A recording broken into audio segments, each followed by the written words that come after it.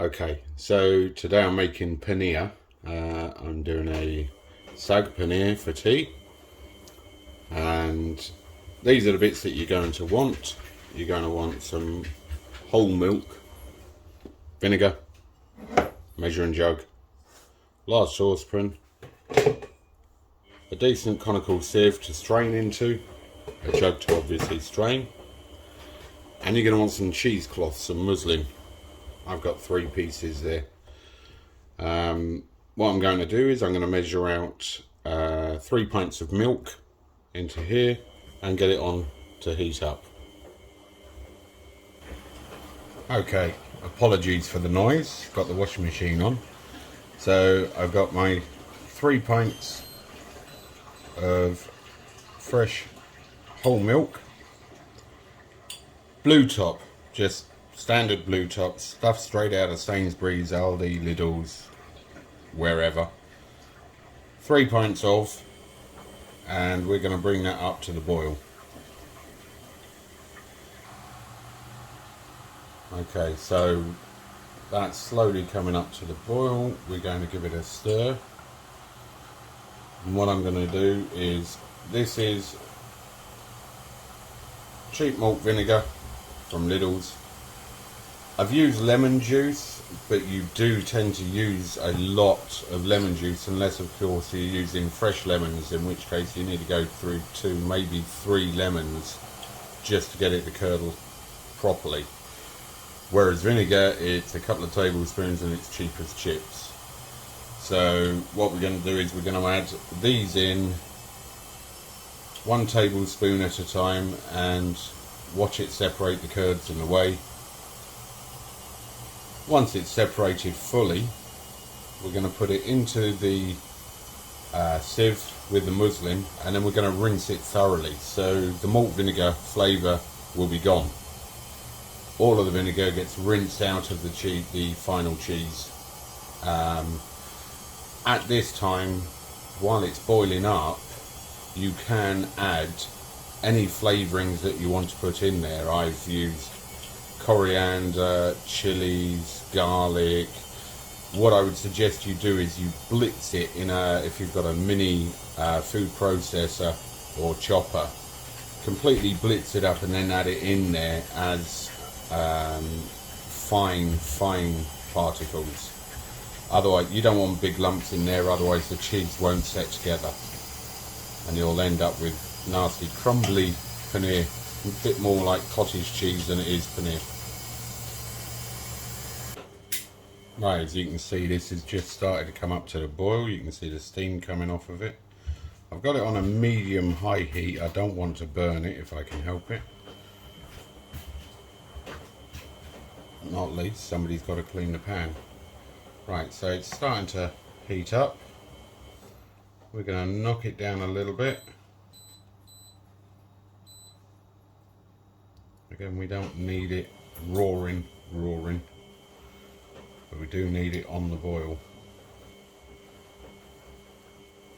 It's just almost there.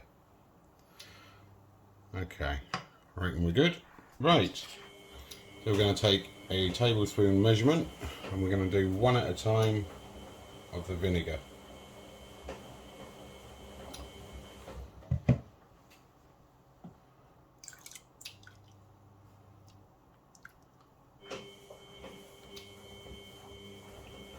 You can already see it starting to separate the curds and the whey.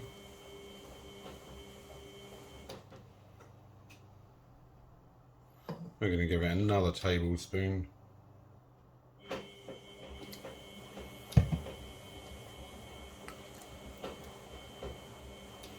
I think that should be enough. We're going to knock it down a little bit more, just to keep it on the heat. What we're looking for is the liquid to have actually turned watery, virtually. Right, there we go, we're getting there. It's separating. Just got to let the vinegar do its magic.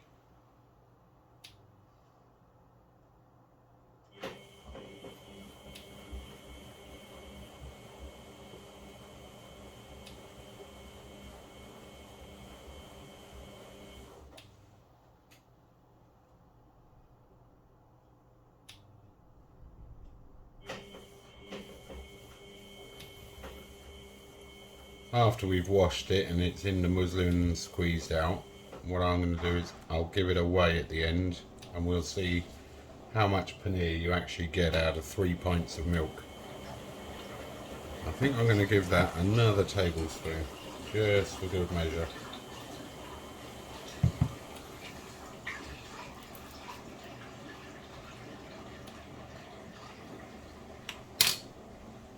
There we go, look, you can see the water, it's starting to turn very clear as we get all of that curds and whey separated. Now, if you were to use lemon juice in this, which you certainly can do if you wanted to go to the expense, I'd definitely suggest fresh lemons and squeeze them, strain them obviously, mix it with a little bit of water. What you can actually do is use the buttermilk that comes off of it for making your bread. It does give it a very nice consistency and there is still a lot of goodness left in it.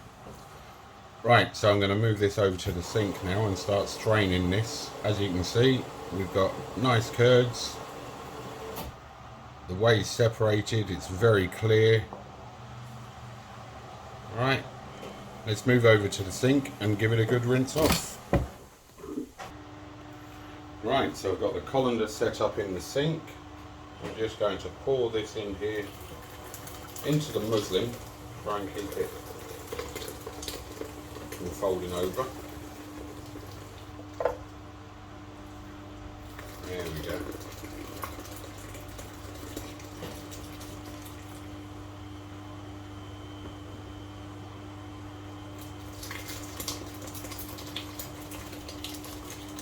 Whack it all in there. Get all of those lovely curds out.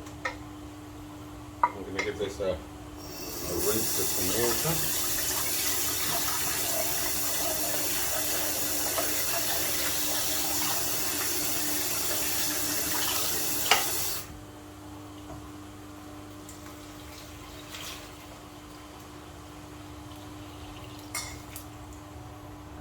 Okay, as you can see, I didn't burn the pan. I'm going to lift that out of there. As I said, normally you could save that buttermilk there for making your bread. But as I use vinegar, I'm definitely not going to bother with that. Okay, now we're going to give this a good rinse under some nice cold running water. It will take out all of that vinegar.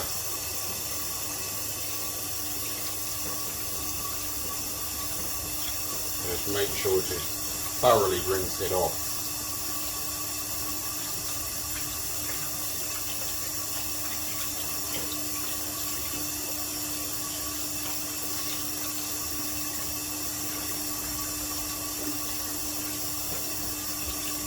I think we're good there. I'm going to let that drain off.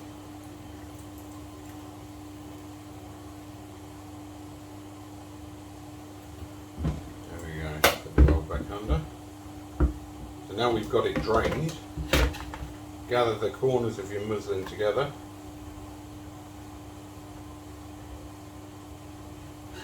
Make sure nothing is going to spill out of the side. And then slowly twist it and squeeze out all of that water. We want to try and expel all of the water that we can. We don't want this to be a wet cheese. That's not what it is.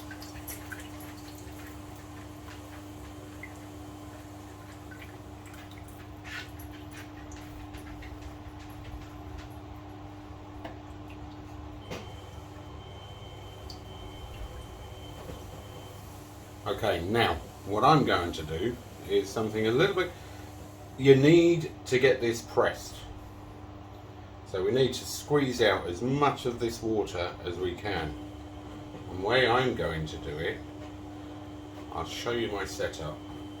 It's a bit unorthodox, but it works. Okay, so all I've done is I have folded the paneer inside of the cheese. Now I've got a couple of these little pasta blocks help make pasta. And what I'm going to do, I'm going to plant that. I just want to make sure it fits nicely on there. So I might just squeeze out a little bit more. You'll understand why in a moment. Right.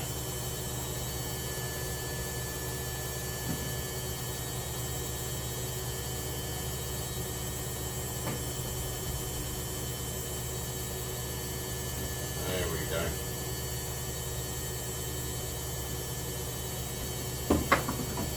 I'm going to put that on that one. I'm going to put that on that one.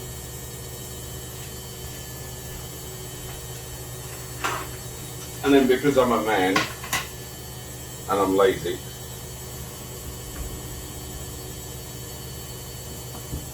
there we go. I got a couple of presses. Some of my woodworking clamps. And these are going to squeeze this cheese way better than I ever could.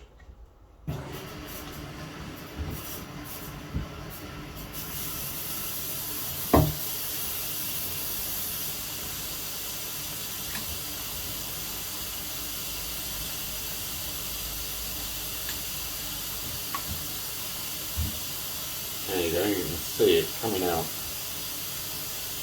Right. What we're going to do is we're going to leave that just for a few minutes.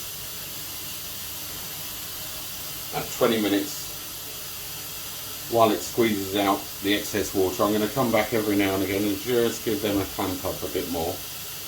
Just to try and squeeze out as much water as I can. And then I'm going to shape it. Okay, so I've removed the clamps from our blocks. I'll take those off. We did get quite a lot of the moisture out of it. As you can see, it's pretty good. So the next thing we're going to do, we need to transfer it from the muslin into some greaseproof paper, and we want to mould it. We want to shape it how we want to shape it. Now, I've got, unfortunately, these takeaway tubs. So what I've done is I've taken one of them and I've fitted 2 sheets of kitchen roll into the very bottom. So there's no creases or anything else, so it's not going to mess up the actual shape of the paneer. And then what I need to do is take this and fold it to the exact size of that. You'll understand why in a moment. So I'm going to do that. Right, so if I show you this, best way to control the greaseproof paper, screw it up into a little ball and then you can shape it to wherever you want. So I fitted it exactly to the inside of my takeaway tub. Okay, now I want it to be able to drain, so I'm going to just punch some holes through the bottom of it. Not too many. That'll do. That should allow any excess water to come out. Right, now we're going to take this out of the muslin, the cheesecloth. It's going to be pretty much everywhere at the moment. But because I used my clamps, it's actually expelled a lot of the moisture and water out of it. As you can see, there we go. Now I did say I was going to weigh it. So, first thing I'm going to do,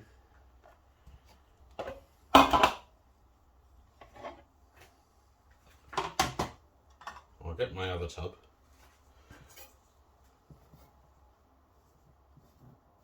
There we go. We want to make sure we get all of these lovely paneer.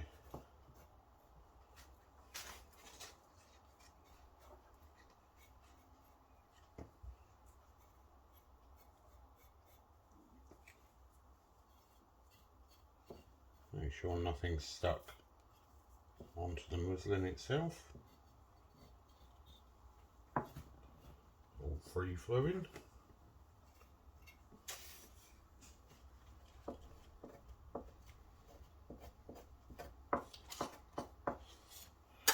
Okay, give it a flip over just to peel it all off.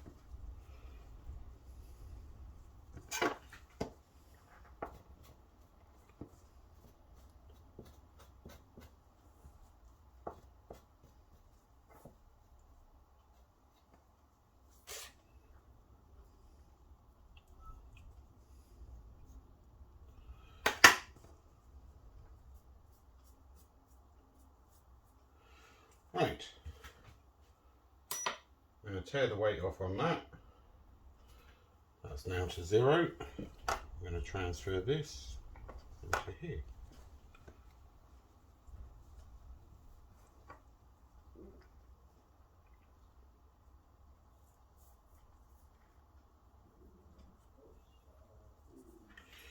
There we go. So 3 pints of milk makes 234 grams of paneer. Now, when you bear in mind, you buy, I believe it's 150 grams of paneer from Sainsbury's, and that at the moment is £2.50. Well, that cost me probably about £1 to make. So the cost saving is there. You can see that. Okay, so the next step, we're just going to tidy up a little bit. Get all that in there. Okay, so we're going to take our mould. We're going to pop all of this back into here. Doesn't matter if it's broken up at all, because it's soon going to get squashed back down. Right, now I'm going to break it up so it fits into the mould nice and thoroughly.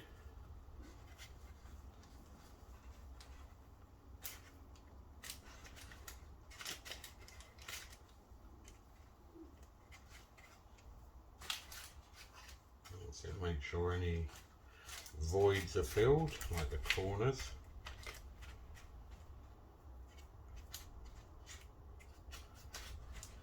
Right.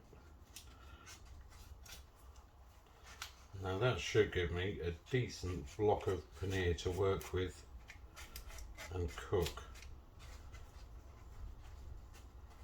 Okay. Right, I'm going to just give it a quick press down.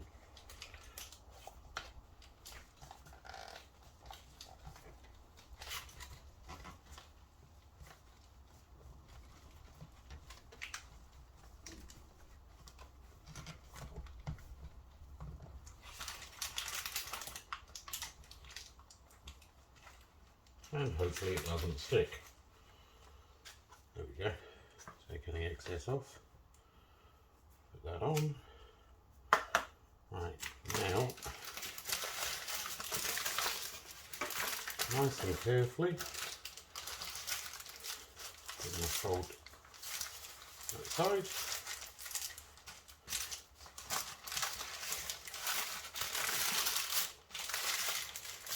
And this side. Put it back again. Then fold that in.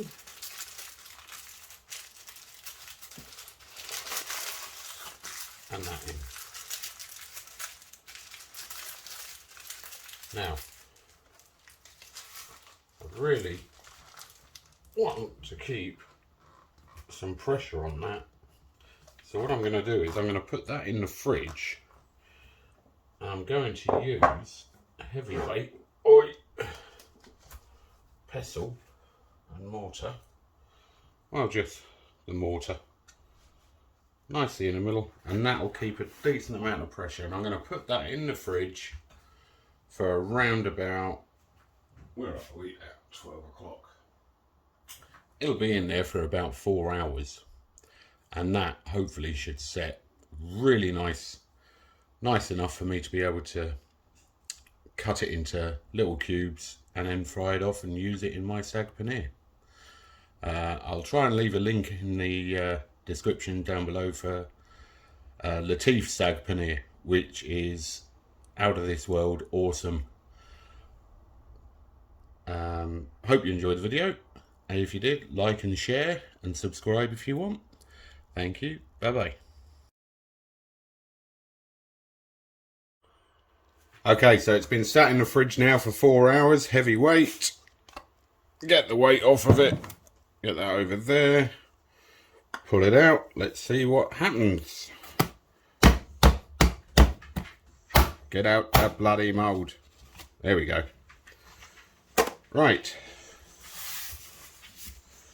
so we have our paneer, undo our paper.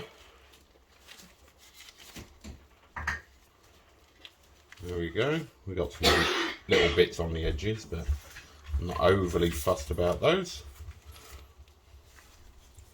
It's come out all right. There we go. Pop that in a bit. Right. Let's see how well we did.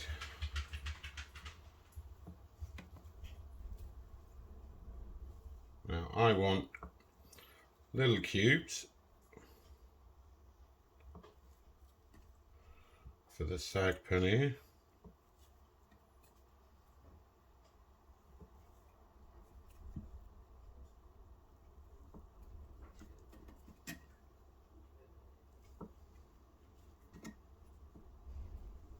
There we go.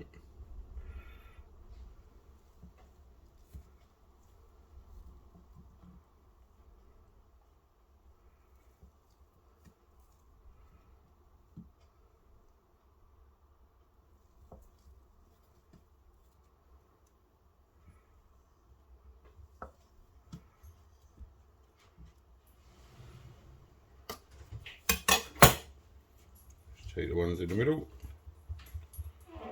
That doesn't look too bad at all. It's nicely pressed. It's soft. There we go. So we have homemade paneer for about £1. It's not bad, is it? I may work on making a nice cheese press, and I'll keep you updated and let you know how that goes. Thank you for joining, and subscribe and like. You know the score. Thank you.